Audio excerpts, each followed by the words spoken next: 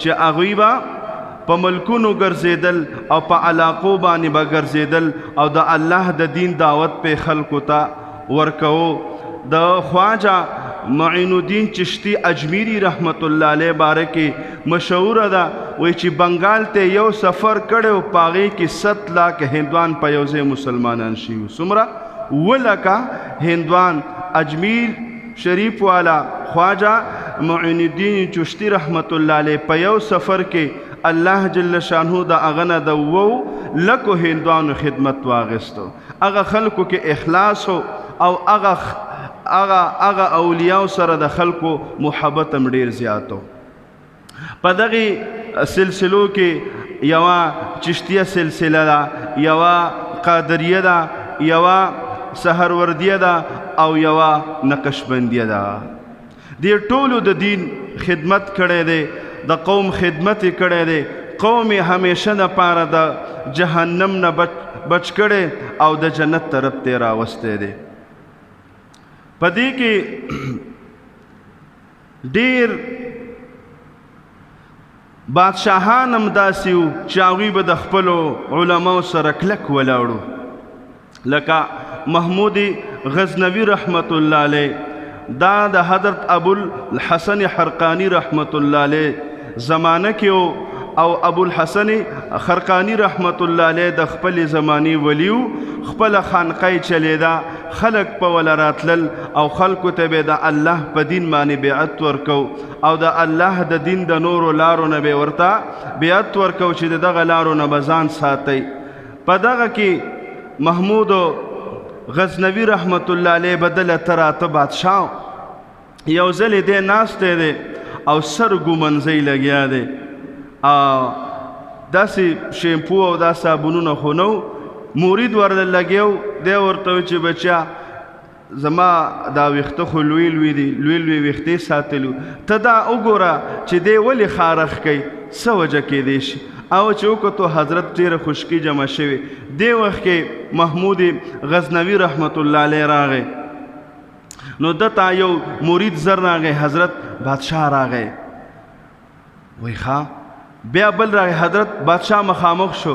نو وی څه چلو شو مړه؟ ما ویل چې څوک راغی؟ دونه د دنیا نه د هغې نفرتو. ما چې څوک راغی چې بادشاہ دی؟ هغه چې راغی وی راځه. چې دننه راغی نو د هغه سره یوه تیلې وه.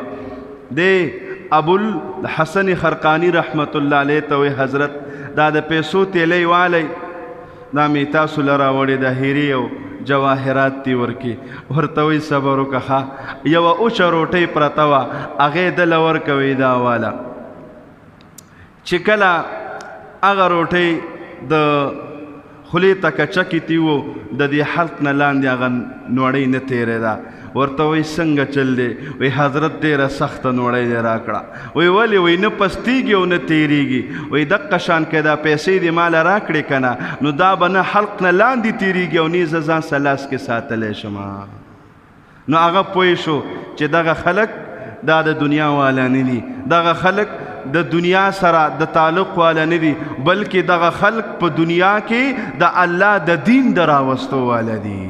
دغه خلق په دنیا کې د خلقو خدمت د دین په شکل کې کول غواړي چې د دې دینی خدمت وشي. دیو جنا دا محمود غزنوي رحمت الله علیه باره کې نور ډېر واقعات شته. زما موضوع د دغه باره کې ده نه.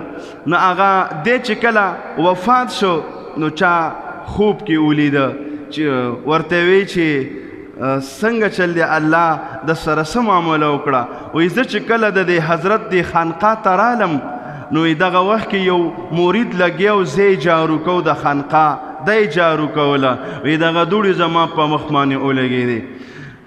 نو وایي هغه دوړې ما ځان پسې د سراخ کلي په لاسو په خپو په دې ټول. وایي زما ذهن کې دا وه چې یاره حدیثو کې راځي چې د الله د لارې ګرد غبار په چا باندې پریوزي نو په هغه باندې د جهنم اور څه کوي چې د جهنم لوګی پې حرام دی. وی ما وی چې دا هم د الله د لارې دوړه ده که نه؟ ټوله ورځ دلته الله الله کوي، ذکر کوي، فکر کوي، تلاوت کوي. نو الله تبارک وتعالی راته وفرمیل فرشتو په ذریعه چې محمود غزنوي هغه دوړه چې تا په مخ ولګوله څه نیت دې کړو ما چې الله د اور نه د خلاصېدو دپاره وایي چې زه نن د اور نه خلاص شولې نن تا ته څه نشته عذاب درته نشته.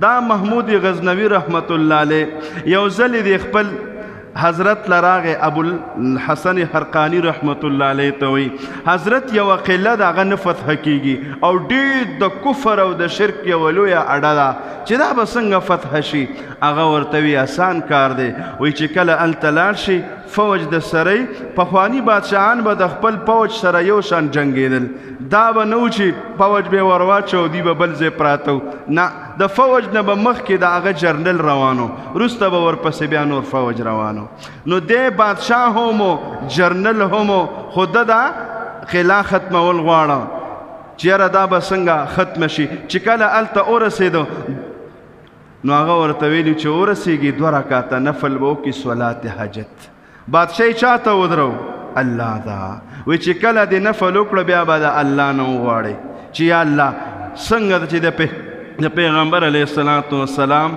او د صحابو سره مدد کړی خدای هغه مدد ما سره مو کې زم ستا د رضا دپاره جنګېږم او دا به مو وی خپله یوه جوبه او چوغه چې کله موږ دا جمعې مونځ ته دا چوغه اچو دقه داسې یوه چوبې وله ورکه چې دا واله دام غاړې ته واچوه او دوا کې دا م ووایه یا الله که دغه ستا دغه بنده که د ده دا عمل یا دې تا ته قبولي نو موږ له فتح راکه نو هغه چې څنګه لاړې نو لاندې ورته چې جنگ شروع شو نو ډیر زیات مسلمانان چې کوم دي هغې خراب شو په وروسته باندې دوی تلل شهیدان شو ډیر زیات بیا د ده ذهن ته راله او ما ته حضرت یو کار ښودلی نفل یې وکړه لاس یې اوچت کړ چې بیا پې ورله هغه قله الله پاک فتح کړله چې بیا راغی حضرت صاحب ورته وی څه دې وکړو حضرت فتح مې کړه وی تا دوا کې څه وي وی ما وی چې یا الله ته زما مدد وکړي زه دا قله فتح کوم الله مې مدد وکړو وی خطا شوی وی ولې وی که دې ویلي وی چې خدایه ته زما مدد وکړي دا ټوله دنیا فتح کوم وی الله به دا ټوله دنیا ستا په لاس باندې فتح کړې وه دې کې یو عالم بل تیر شوی دی حضرت